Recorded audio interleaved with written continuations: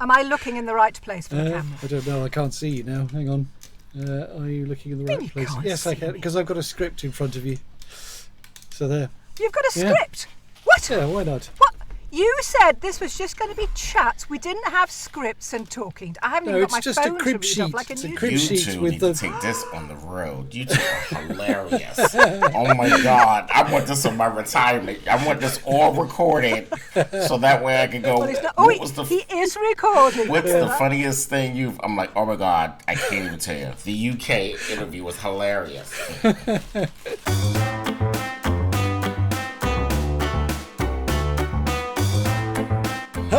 Hello, and welcome to Voice Acting Unplugged, and it's the second episode of our second series, Margaret. Here she is, the wonderful, the completely underrated Margaret Ashley. Oh, underrated? Me? Moi? Oh, the actor in me is perturbed. That's Anyway, a compliment yes, saying you're It's- underrated. It says, Yeah, yes, I am. exactly. Yes, I am. Well, I am. I thought it was a I know. compliment. So anybody out there that wants to give me a job, I am superb. Anyway, yes, we have got an amazing guest today. He is, I can see him smirking, he is an international voiceover director, casting director, coach, mentor, and our very own Mr. Voiceover Motivator. I give you the one and I think only. she's being paid by the hour this week. Everett Oliver. Hey. Everett, welcome. Hello, how are you? Good, Lovely thank to see you. For the great. Oh, he comes in low. Oh, no, it comes in low key now. For the great introduction. First, I'm too loud. Now I'm coming in low key.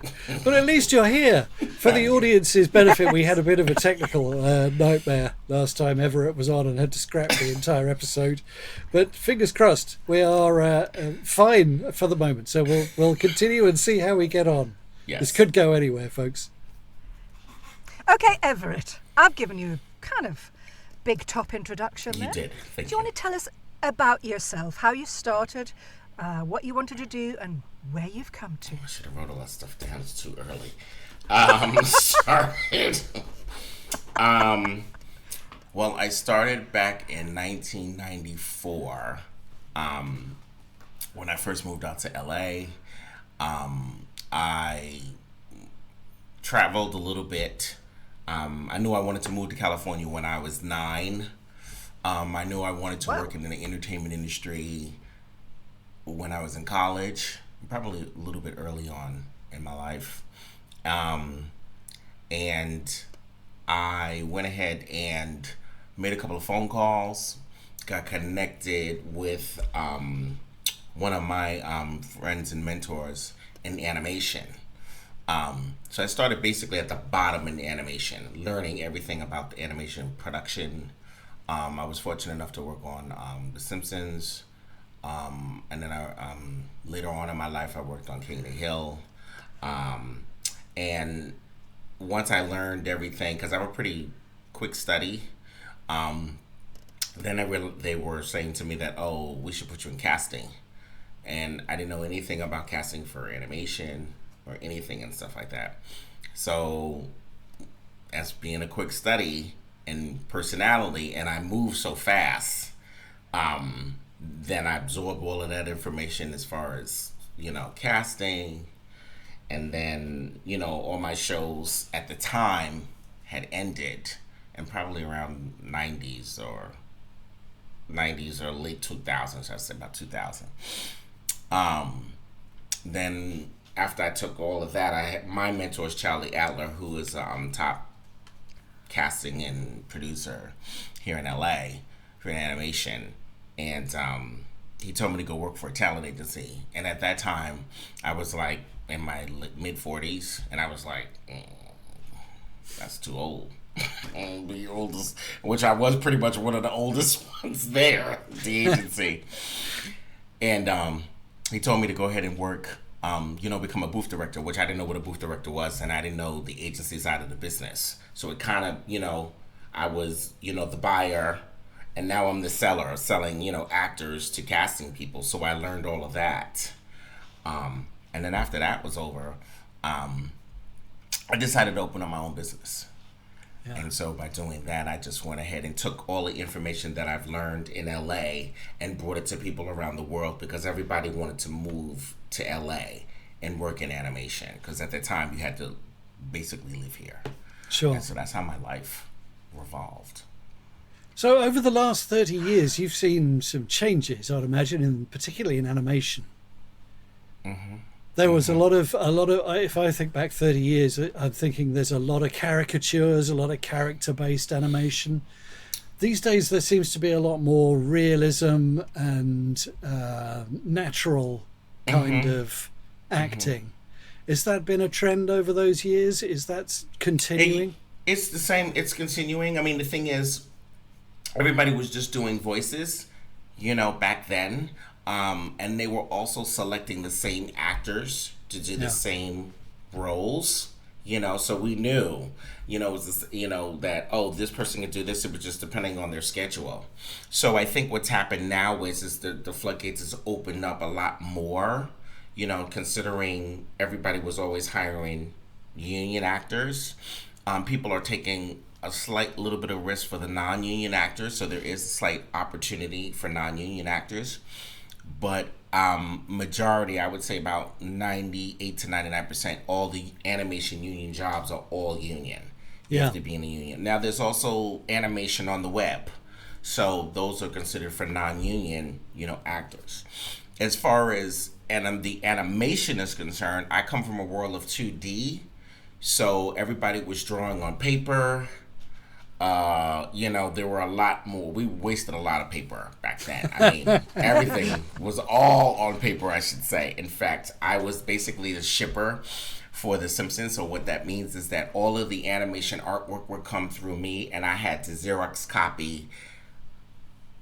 I can't even tell you my Friday nights were, you start at 9 and I didn't go home until almost, I would say, 2 a.m. Sure. Because every single background, character, layout had to be copied, and we sent all the stuff over to Korea, overseas, where they actually drew everything and they shot it on camera. So now that everything was going digital, when it switched over to digital, because that became also a nightmare because the artists were used to paper, they had to learn the computer. So it's a much more easier and faster process now, than it was back then. There's a little trade secret. They sent it to Korea. Yeah, it was, everything is always done, the animation was shot there. And then in Korea, they had 3 teams. So they had an A team, B team, and a C team. And so we would ship every Friday. So probably if you received 23 episodes for one season, we were constantly, each director would have 3 shows per season. And so since I was just in charge of sending all the artwork, I was constantly sending artwork every Friday for whatever specific episode and show they would do. So it's kind of like a revolving door. Like the Halloween episode is always a big thing, and everything is kept secret because they would have different endings, and they didn't want even us to know specifically what, and everybody was asking me, especially when Who Shot Mr. Burns, because I think that was a big famous episode, and I wasn't paying attention. I really wasn't paying attention, and I sent out maybe 6 different endings, and everybody would ask me, who you would know the killer or who shot him, and I was like, no, because I really wasn't paying attention. I was too much involved in my work. Fantastic. So it's a big switch between that and actually the creative process of selecting voiceovers for a specific... Yeah, it is. I mean, I learned the whole landscape from marketing, because I also worked in marketing also in the animation business and the development side. So I've learned the whole aspect. So I'm very well-rounded as how to pitch a show. Yeah. How to, the casting process, the production process, the producing side of it, to make sure that everything gets to air on time. So I'm very familiar with that. And then the ratings and dealing with the executives on the network side. Sure. So how did you even go about that when you were first sat down in that office? We need 3 guys to audition for this part in such and such an animation. Having not come from that world yourself, how did you first go about, or did you have someone sitting beside you helping you? Well, I mean, we had I had a supervisor, and so what we did was we got the sides. And so what we did was once we got the sides and we kind of figured out the dynamics of the characters, we put the sides out to the agents. And so we would have the agents go ahead and they would go ahead, and we normally would tell them to send their top like 10 actors. Some would send more. Now you have to remember, back then everything was on CD. Yeah. So we would have them audition at their agencies. The CDs would come over because at that time they had drivers. So they had drivers that would drive to the agencies, pick up the CDs, send the CDs to us. We would have to duplicate the CDs. So casting would have the CDs. Then we would give them to the producers that have CDs. And then we would give it to the director that had CDs. So then we would all be in our individual offices so if you're saying about maybe 10 to about 15 agents, that's how many CDs we received. So we almost got like between maybe 50 to maybe 100 CDs. We would listen to all the auditions, and then we would have a list. Then we go back to a meeting and decide, oh, we like this person, blah, blah, blah, depending on what the show is. Because also, if you were an on-camera actor, that would give you kind of like a thumbs up, because at least the audience would recognize your voice. And so remember, we have to sell the product. Yeah. So if it's, if we're going to put your name on that credit, or back then we did direct-to-video projects and your name is on that video, then most likely that's going to go ahead and that's going to sell, rather than somebody who was a no name. Yeah. So that process, I learned all of that whole entire process. So you're listening to thousands and thousands of auditions. Yeah. And you're like, oh, okay. And it depends. Like you said, if you had a huge cast, I've been on shows that have had, cast, Starship Troopers, I think we had 15 actors. And they were principal, I would say probably maybe 9 to 10 of them were principal actors. And they were in every episode. Yeah. That's a lot of, auditions we were listening to. Mm-hmm. And from there, you went on to? From there, I went to, after I did the casting, I went into the agency world. I went, and then when I was at the agency world, so it's a whole new different ballgame at the agency world, because the volume of auditions that are coming in, sides that are coming in for the actors to audition. So that was a little bit of, it's like being at a hospital in an emergency room, because it's very quick, it's very fast. When sides were coming for commercials, we would have to do turnarounds like that, like within a second. Promo, same exact way. In my generation, we didn't have gaming at that time. I would say that. As I was leaving, gaming started to become a thing. So I had to explain that. Animation took a little bit more longer.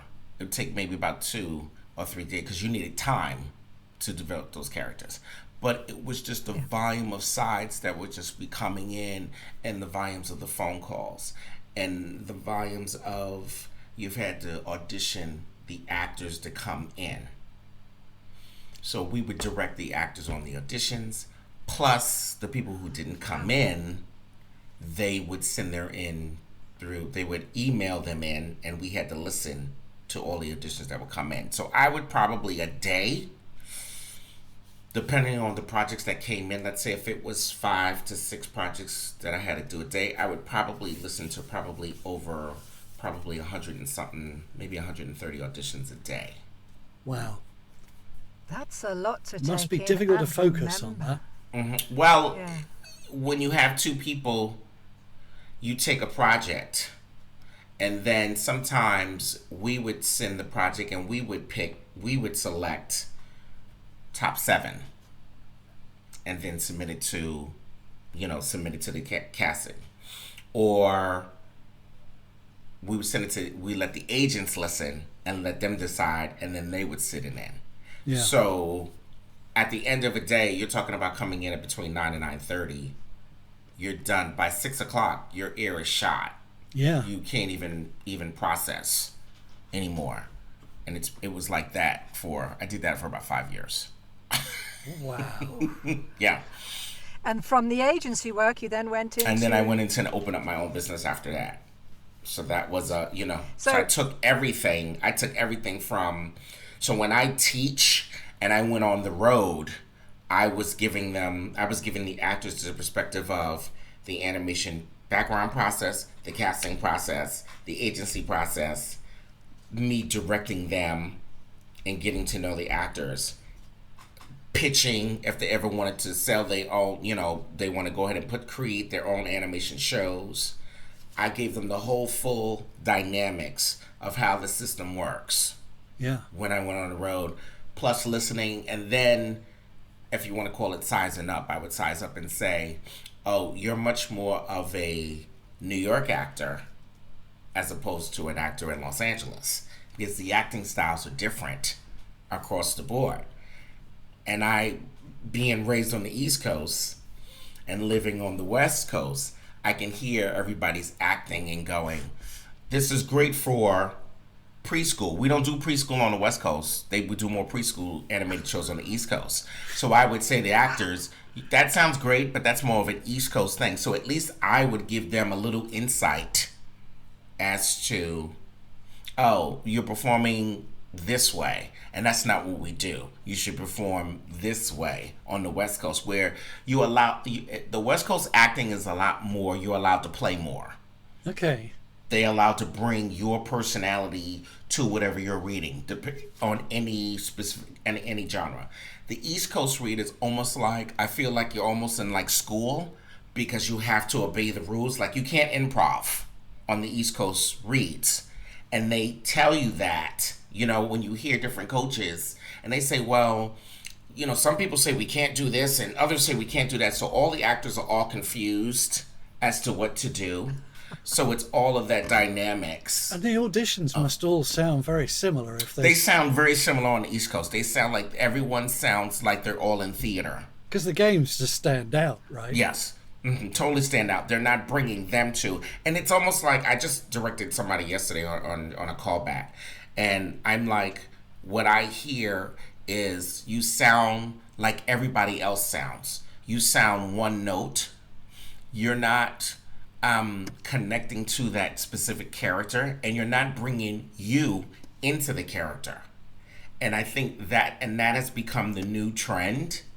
And I think that everybody's like, oh, my grandmother said that I can do characters. I'm like, yeah, your grandmother actually probably did say that you can do characters. But what she didn't know was it also involved acting and not you just doing a voice. Yeah. And that has become the issue. Go ahead.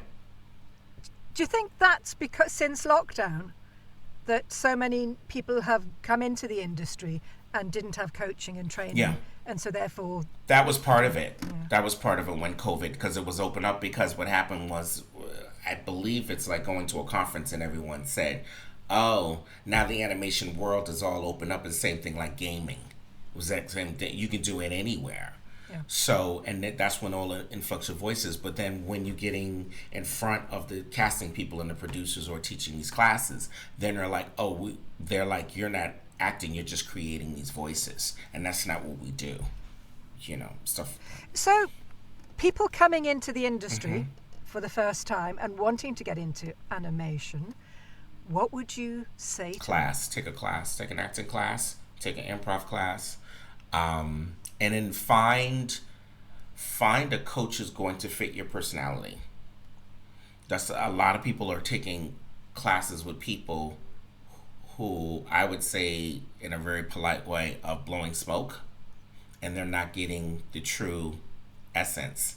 And so when actors come to me, I can automatically hear, I'm like, oh, you're not acting.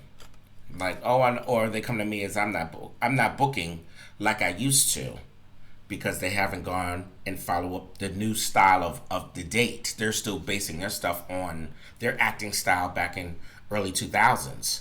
Yeah. And I'm like, you don't even know what the new trends are. You don't even know what's happening, and they're not also marketing and putting themselves out there. That's the other thing that we have to do now more, because the agencies can only do but so much now. Yeah. That you have to take the initiative of it's your career, and if you're not taking initiative of your career, I don't know what to tell you. So, Yeah, absolutely. So there's an awful lot to animation, and there's a lot of different categories within animation. It's really complicated.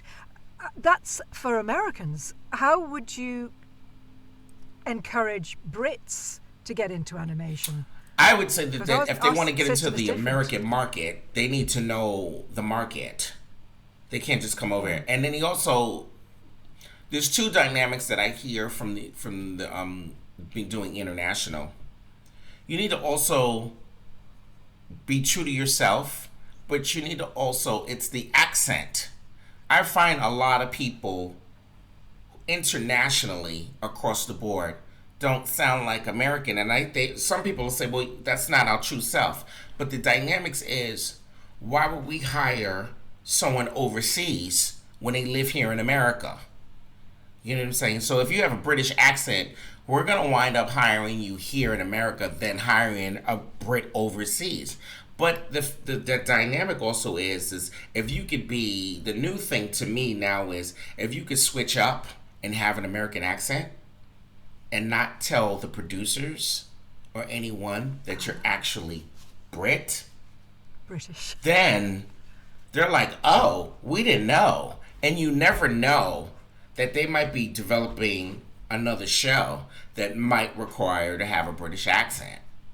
You know, so I find myself now having to tell a lot of actors, you need to be able to be versatile. And also the new thing too is, if you're in the Latin American countries too, they're looking for bilinguals. Yeah. And a lot of people who come from that background are not bilingual. And then I have to say, I don't know what else to tell you. That's something that you have to deal with, because the fact is that they're looking for they're just looking for a Latin, blah, blah, blah, with the specs, and you can't speak Spanish. That's the stuff that I run up on, and that becomes frustrating to me, because I'm like, I can't help you if you don't have that specific skill set. Yeah, sure. And you come from that background. You know, so be versatile, especially if you're going to come. And I always go to Idris Elba. When I first met, I didn't meet him, but when I first saw Idris Elba, he did an American movie with Taraji P. Henson. So I thought he was a great actor. Then my friends were like, you know, he did Luther, right? And I hadn't seen Luther. So once I watched Luther and I heard the British accent, I was like, oh, I was like, okay, then it clicked, you know. So, but he could be versatile, because if you didn't know, Toni Collette, she's from Australia. She's the other one too that I always mention. Yeah. She sounds American. So the thing, like what I did back then is, when adults were playing kids, I have mostly the women talent could sound like boys. Yeah. So the secret that I did with the women talent is I made them slate like a boy. And I fooled my agent, and my agent didn't even know, because my agent was looking on a roster like, who is this boy? And I said, oh, that's such and such, who's a female. And she's like, that was brilliant. That was totally brilliant. So we sent her audition, you know, to the buyer. And they were like, oh my God. So it's little stuff like that if you can trick an agent, or if you can trick a producer, that's one step in the door, because they're like, oh, we never even, and people don't think like that. They think like, oh, I'll just go ahead and slate as a girl. Like, no. Or slate as a kid. If you're going to play, if you're going to be an adult and be a kid, you should slate as a kid. Don't slate as an adult. Yeah. You know, because that's a good trick. That's something we don't tend to have here. We tend to not slate. And even if you don't slate, make sure that if you're going to play kids, you have to know the cadence of how a 9-year-old, and people don't think that way. because they just too much sound like a kid. But now I tell people, listen, if you got nieces, nephews, grandchildren, neighbors, record them, have a conversation, ask them basic questions. What do you like to eat? What do you like to do for fun? What's your favorite subject in school? And allow the kid to talk and pick up the cadence of how the kids speak. That's how you slip in to be an actual kid. But nowadays, I think since things have changed, they're actually looking for kids. So there's very few roles for adults to be as kids. So it's little stuff like that I learned, and little tricks here and there to, fool the listener as they're listening, to the auditions. You mentioned the non-union actor earlier. What would your advice be to somebody who is non-union? Where would you get them to start?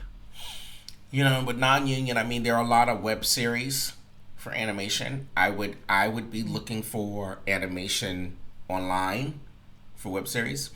I would also, for non-union actors, I would study with union actors. I would attend classes to pick up what they're picking up.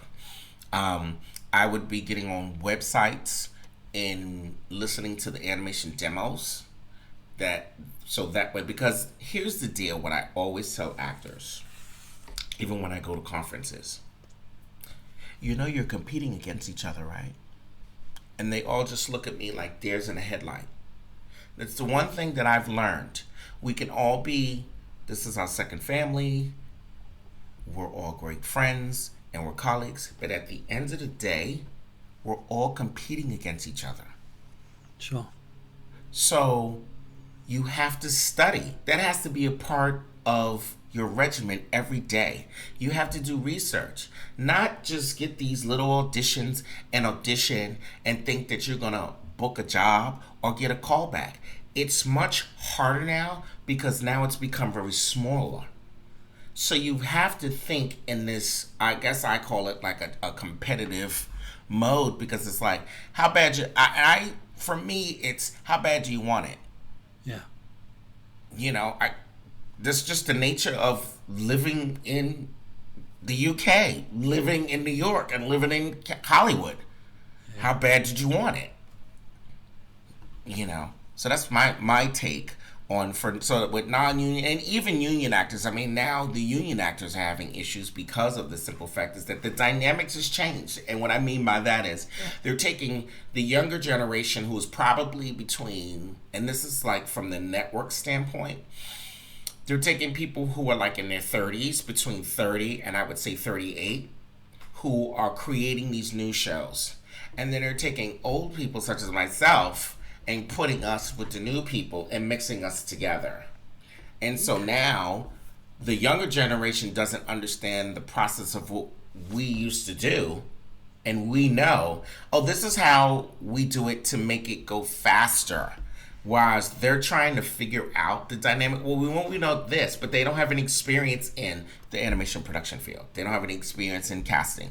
They don't have any experience in directing. They don't, they're brilliant, creative people, but they have to learn that aspect of it. Yeah. The other aspect of it too is they're bringing on live action casting people who've never cast animation before. Because live action casting is a whole new different animal I bet. than what we do. So the live action casting people, because everyone now is trying to cut costs, so bringing in a casting director for on camera, and they're like, well, we don't do it that way. We're trying to make it faster and we're trying to cut costs. I'm like, listen, we put out calls all to the agents. We don't do it the way you guys do it in live action. So that's another thing that's become, I would say, challenging for us. Yeah. Because we're like, oh, okay, we kind of see what you're doing, but, So I just leave it alone and smile. That's always the best policy. That's all you can do. I mean, that's something you've brought up, saying that they're mixing the older generation with the younger generation. I think the trend here seems to be that the majority of people working in the industry are younger Oh, okay. and bringing in younger voices. Oh.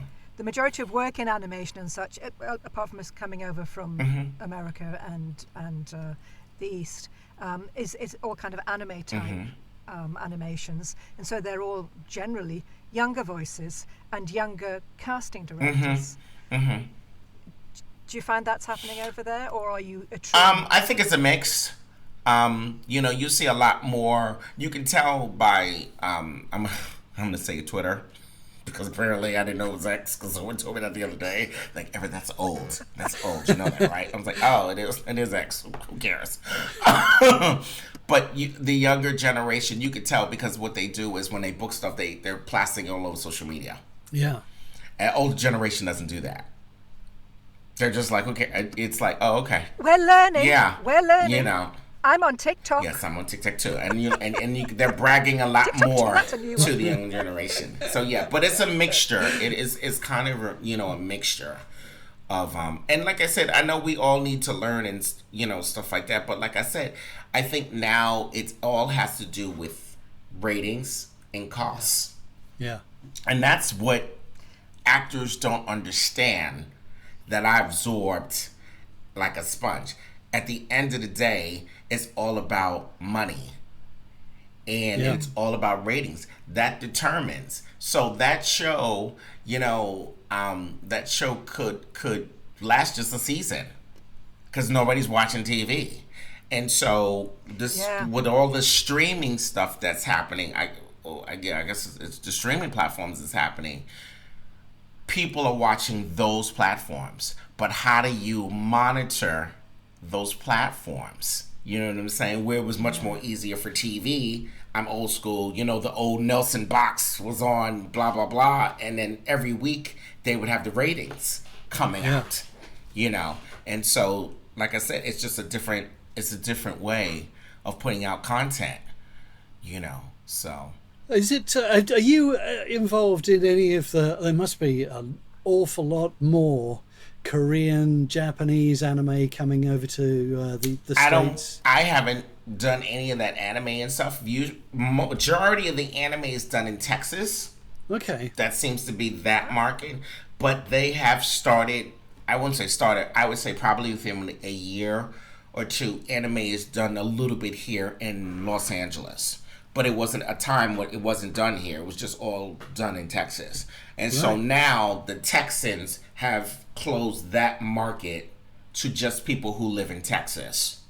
So if you're trying, it's really weird that way, because I think there are two anime, and can't remember the names of the studios because it escapes me, but they compete for just that market. So I tell actors, hey, listen, if you want to do animation anime, that's where you need to go. There's a few stuff that's done here. I know our casting director who does anime and stuff here. But there's maybe one. I think there's probably, I would say 3 studios, maybe 4. But I specifically don't work with that. I work for TV. I work for TV animation. And I would say sometimes do feature animation, which the acting styles is totally different. It's much more. TV is much more of a fast pace. Yeah, it's snappy, isn't it? Episode, Yeah. And they get their message out really quickly in it. That's why when I hear on camera actors, what is this character emotional feel, and what was she thinking as she was doing this? And I go, we don't do that. And it's a 23 minute show, not a whole, blah, blah, blah. And it's not a continuation. They put out new episodes every week. Yeah. It's not a continuation of that character doing, next week this character would do this. So it's a whole process and different style of, and that's why when I work with on-camera actors, I can tell, when they're, theater and TV, and I'm like, oh, you're one of those actors. Oh, okay, I get it. Okay, so let me switch you and tell you what we do here. We still have the same acting. You know what I'm saying? It's not putting on the voice, but it's just a different way of approaching it. Yeah, I would say. Yeah. So. So you also do a lot of coaching and training. Do you want to tell us about that? Because we've come to the end of... So yeah, I mean, I mentor a lot of actors, who are stuck. I coach actors on auditions. I do private coaching. I do demos when I have time.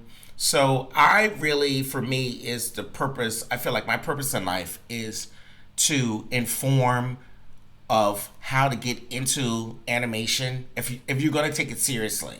I mean, I can really spot out. I don't want to just take on people who are just like, it'll be fun to do, blah, blah, blah, this and that. I mean, it's hard work, and you've got to be willing to put in the work, So like I said earlier, I unstick people. I work with them on the audition process. I come from a realism. I think my facial expressions pretty much says it all. I think because I'm from back east. So I learned to be back east. So I'm not the ones that are going to blow smoke up you. But I'm a sense of, I home in on actors. And so when I home in on actors, I can pretty much get a performance out of them just by really understanding who they are. And if they tell me a little bit about themselves and their backgrounds, I use all of what they've said to me and I throw it at them while they're actually auditioning. Because they need some sort of familiarity of them knowing who they are. And I also, I'm a visual person. So I notice that a lot of actors are visual. So I paint that picture for them. For the actors, I allow them to look at sound files and allow them to listen. And I find that specific training for that actor, they pick up stuff really quickly because everybody's visual. They're not all thinking quickly and timely off their feet, which sometimes I throw stuff at them. And you can tell that they like stumble and stutter and, oh, I didn't know that. Because sometimes, for example, really quick, when you're looking at a script, there's no picture on it. So you got to paint that picture. Yeah. So I do techniques and stuff like that to try to get them, once I show them that visual and that picture, then it just comes to them and then they just go automatically into that character without even like processing and think about it because they're like, oh, okay, I got it. So it's stuff like that I do. Fantastic. And so anybody that wants to come and talk to you, where do they go? Oh, they can reach me at my email address is my initials EO, at voiceactingdirector.com.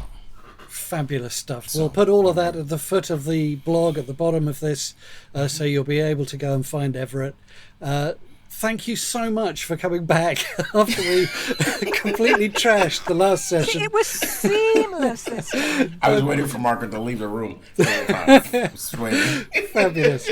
I'm so on. Okay, thank you so much for joining us. It's been absolutely brilliant. You're very, very entertaining, and I think we've learned quite a lot about particularly the animation scene in the States. So thank you for your time. It's been wonderful to have you, and thank you very much for watching. Do join us again next week. We'll have another fabulous guest on Voice Acting Unplugged. See you next time. Bye-bye. He's done the walkout. I didn't get to do it. Bye.